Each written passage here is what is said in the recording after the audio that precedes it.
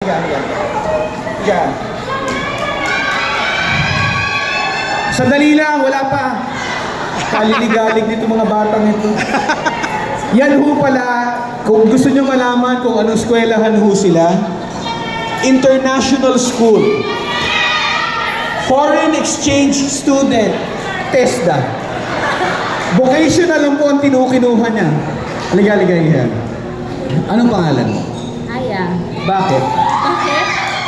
Kasi po yung totoong name, Ira, pero hindi ko ma-pronounce ng bata ako. So, naging Aya.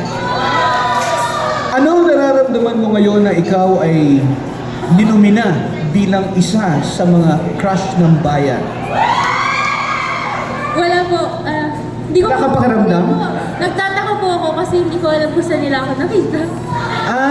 Nagtataka ka. Dalawa na tayo. Nagtataka. Hindi tayong dalawa. Hindi ako nagtataka. Alam ko na darating ang panahon mo, Iha. Ito na yon.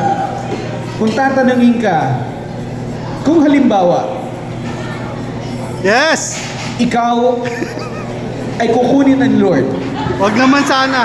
Bukas. Ano ang mga bagay na gagawin mo? I will hug my two pamangkins and say bye. You're hungry. What a beautiful answer.